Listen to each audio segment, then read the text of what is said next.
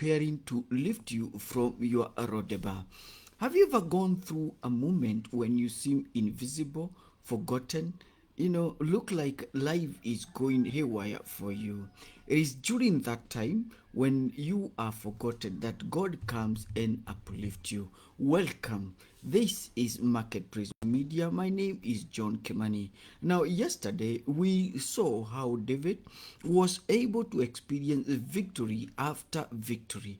And so, as the Bible told us, that Saul was becoming weaker and weaker, and David was becoming stronger and stronger. So that was a very clear proof in the previous chapter. Now, in 2 Samuel chapter number 9, we'll see something very, very interesting. The chapter begins with a very interesting question. Is there someone in Saul's family that I may show kindness for the sake of Jonathan? And this is a tick for David. As a leader who was powerful, it is very important for him to have remembered that he had made a promise with the dead. Nobody was there to push him to fulfill this promise, but he asked, is there anybody? And we see the progression that happens there. And this is a question that is asked in verse 1 and even in verse 3. And so today we are talking about relocation from Lo-Debar. And the question that we want to ask is, how did David relocate Mephibosheth from Lo-Debar?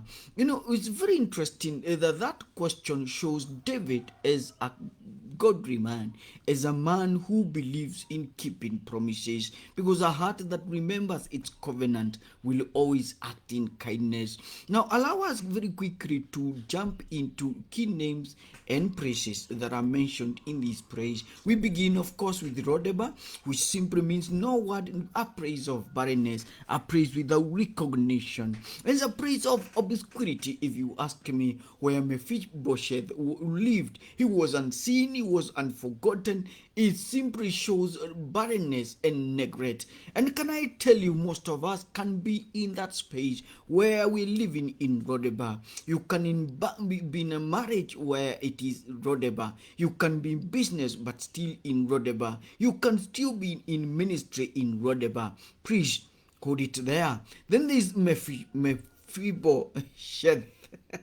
The smitten mouth, exterminating from the mouth. This was the son of Jonathan, the grandson of Saul.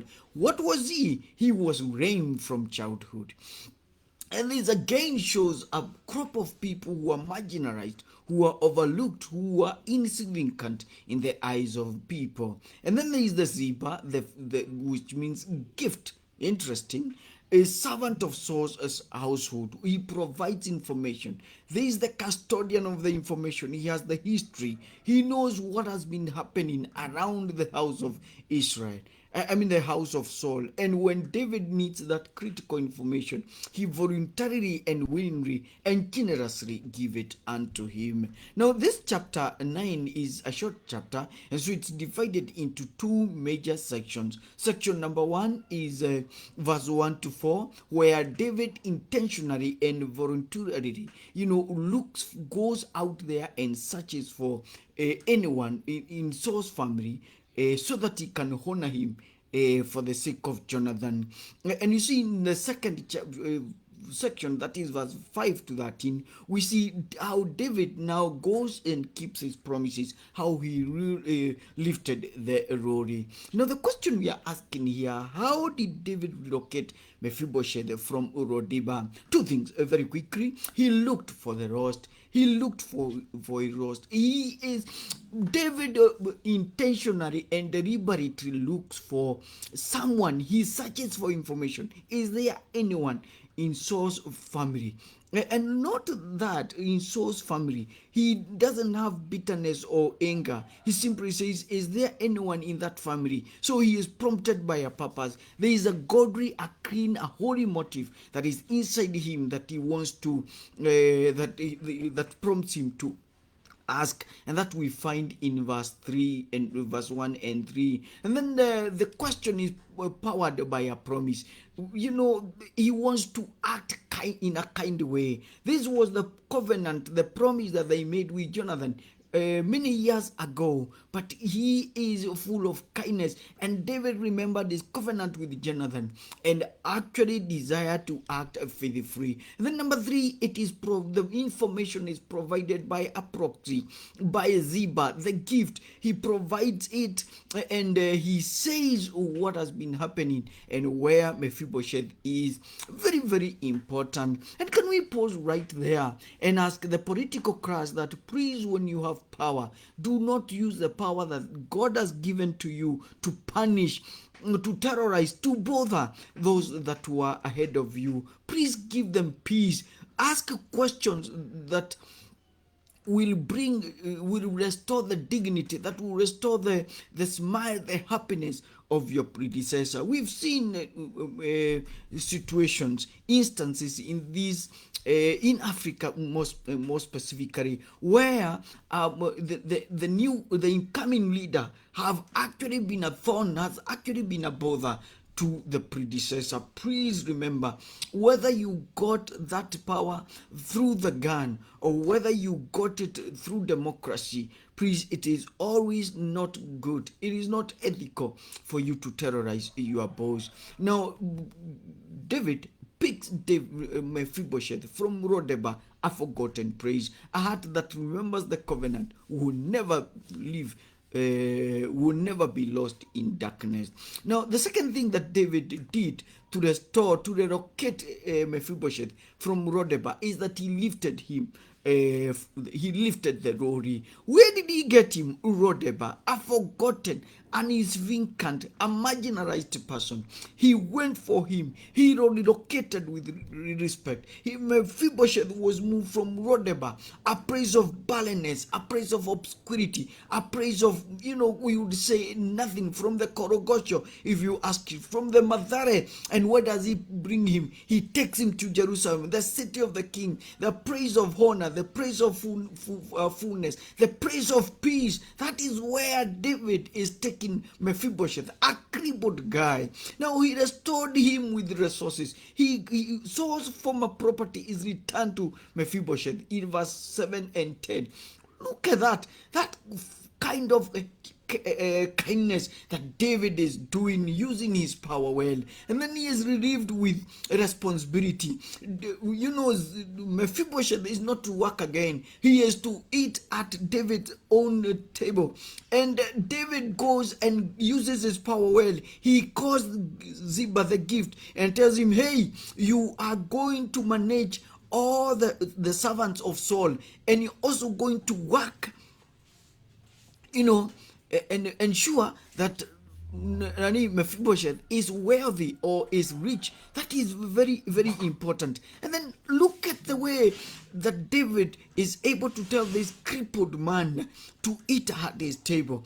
And this was not to be done once, but Mephibosheth was to eat daily with David. Look at that honor. Eating at the king's table symbolizes several things. It symbolizes honor. It symbolizes inclusion, provision, full acceptance. It shows relational restoration, not just material blessing. And the mere fact that David was willing to eat with this person, to eat with Mephibosheth, simply shows that he was relationally mature and that he did not have bitterness nor anger in his life. The Lord rise through the covenant kindness. That David was able to do this because he remembered his promise. He remembered his friendship with Jonathan. As people, when we get into power, what is it that we do or do we do not do? Do we use our power to bless? Do we use our powers to become a blessing, or do we bother? Do we terrorize those that are actually our predecessors? How do we handle our enemies? Do we handle them with kindness, or how do we handle them? Now, we are coming to the end of a very interesting chapter, and actually, as if you note from chapter number 5, so far it has been tick, tick, tick, tick for David's governance. In chapter 5, he is elevated. You know, at one point he is thinking of rebuilding the temple. At other point he is winning battles, as we saw in the previous chapter. Now in this chapter he is remembering and restoring the Saul's property. And I'm just wondering now, will Ziba, the servant, the man who was in charge to take care of of Mephibosheth property, will he continue doing it? You need to stick around so that you can run whether that happens as we continue this doing expository from the book of 2 Samuel chapter number 10. But before then, I need to pray for you. You who is discouraged, you who is in your Lo-Debar, who things are not going well for you, and you feel very crushed. Let me pray for you. Lord, I pray for my viewer today who is living a life of being forgotten, living in obscurity. Nothing is coming up for them. Everything is crashing. Everything is broken down. Everything is shame. Everything is being forgotten. I pray that today you're going to talk with a David somewhere.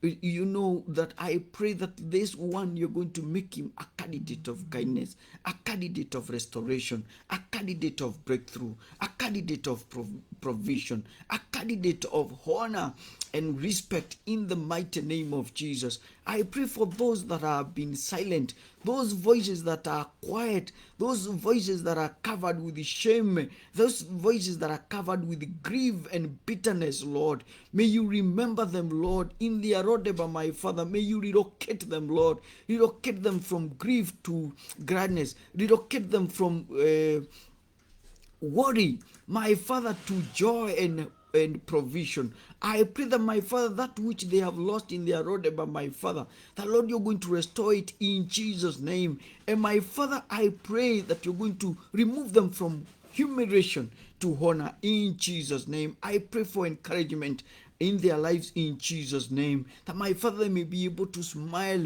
Those that are lonely, Lord, may you sit them with the kings. Them that are down, Lord, and discouraged, my Father, may you uplift them and encourage them. And that's our prayer of faith. In Jesus' name we pray. Amen and amen and amen. May the Lord bless you. And remember that there is God of relocation, that he can pick you from Lo-Debar, from a place of shame and obscurity, and take you to a place to Jerusalem, a place of peace, a place of promotion, a place of honor. Because that is possible. This is John Kemani, and we are in Marketplace Media. Remember what we always say here, inawezekana.